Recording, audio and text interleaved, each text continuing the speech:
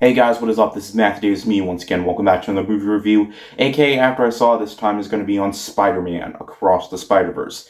Now this is the sequel to the surprisingly, shockingly fantastic Into the Spider-Verse, which was so good that it won the Academy Award for Best Animated Feature, and rightfully deserved so. That movie was so unique and wasn't just a typical Spider-Man movie. It was a lot more than that. It had a fantastic story to tell, great characters to introduce, more than just Peter Parker. So, yeah, and it would make sense if it had a franchise of its own. And it does now. This is not the only sequel we're getting. We're going to be getting another one, I think, next year.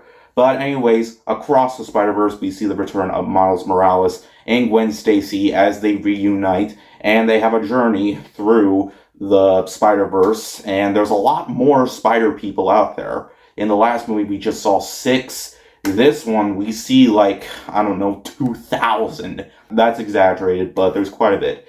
And from there, Miles Morales tries to learn what it exactly means to be Spider-Man.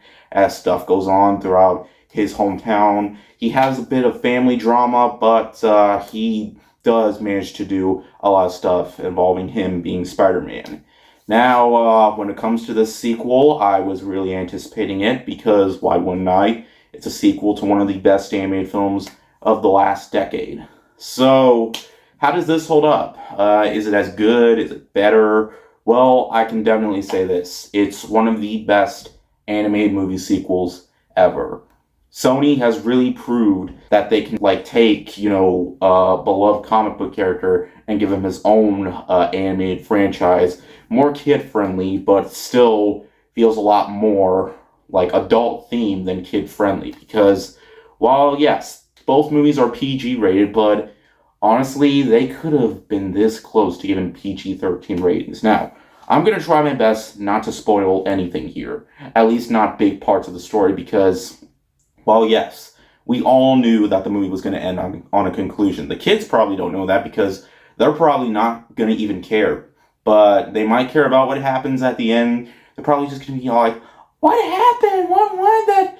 But then again, they did mention that Miles Morales is going to be coming back. That's probably the only thing I'm going to spoil for you, is they mentioned that during the credits, but that's to be expected. Now, the movie just oozes with style, and I rewatched Into the Spider-Verse, and it definitely held up. And from here, with the new Spider people out there, it just has so much style. The characters are so memorable. They're not just different versions of Spider-Man. They have a lot of unique personalities to them and their own stories to tell as well. One of the biggest running themes throughout the franchise is when a new different version of Spider-Man comes in, they mention their characters and all that. And they do mention that with Miles a couple times, but people who have seen Spider-Verse might get a little annoyed by that. I personally wasn't, because they don't do that a whole lot throughout the film, because of course it has its own different story to tell and other different characters. It doesn't even focus on Miles throughout the entire movie. A lot of the time, it focuses a lot on Gwen Stacy, and rightfully so, because she was terrific. And at times, it feels like it was more of her movie than Miles. But they have great chemistry together, and it was great to see them on screen throughout a lot of the movie. And the movie is over 2 hours long, making it probably one of the longest animated films ever. Because when it comes to most animated films, specifically ones that are from G to PG, most of them tend to be way less than 2 hours, but they went all out here and put as much into the movie as possible, expanding upon it. I mean, the first one was close to 2 hours, but this one, I honestly can't wait to see what the length of the next movie is going to be. But of course, we're going to have to wait on that. But how does the story play out? Well, it's very different, and it adds a lot more to the characters. And it has so many twists and turns that you might see coming, but I personally didn't, because I was just going in trying to not know a thing. It's definitely going to be hard to not see spoilers when people do go to see it. I mean, I just saw that there was a bunch of people at my location to come see it, so yeah. And the best way I can describe this thing to you is that it's a sequel that really far from disappoints. In fact, doesn't disappoint in the slightest.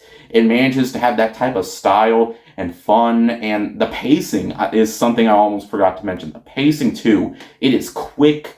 It is fast. And when it seems like it's about to die down, it picks right back up. The creators definitely know what they're trying to do and what people want to see. They want to see action, they'll get action. They want to see humor, there's humor. And there's a lot of different Easter eggs throughout the movie that I found really unique. If you thought No Way Home's Easter eggs were unique just for the fact that, well, of course, Andrew Garfield and Tobey Maguire were all in the movie, there are so many different hidden details throughout the movie.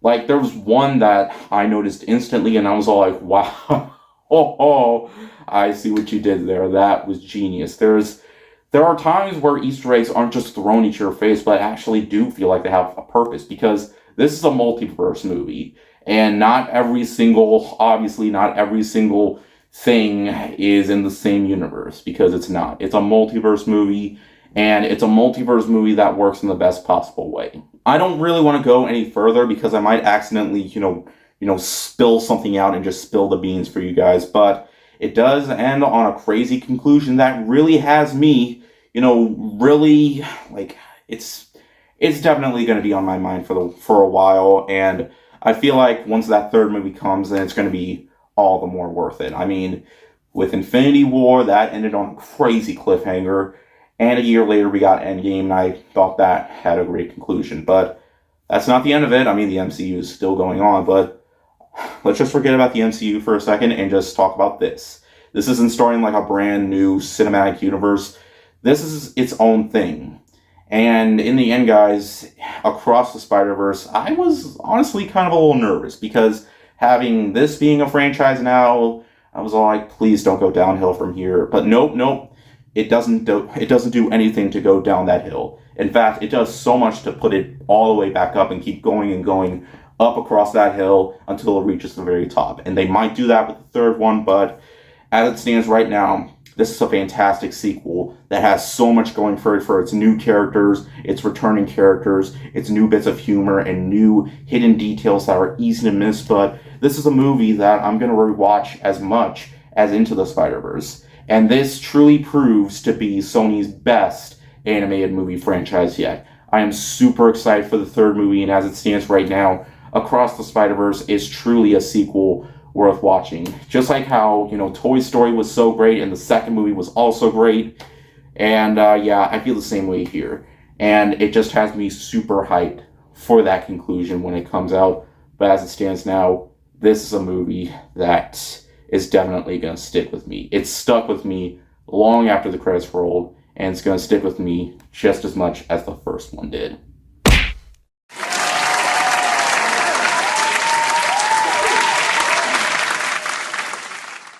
2 5 out of 5s in a row. I am on a roll. That's probably not going to happen for when I see the Boogeyman, but hey, 2 ain't bad. So yeah, I've heard Elemental isn't getting the best reviews from critics right now, but even if that movie disappoints, at least we have this. This is one of the first must-see films of the year.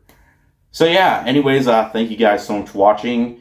And like I mentioned before, I will be seeing Boogeyman probably tomorrow, but I'm probably not going to have that out till later because family time again. But anyways, thank you guys so much for watching, and I'll see you guys later. Word out.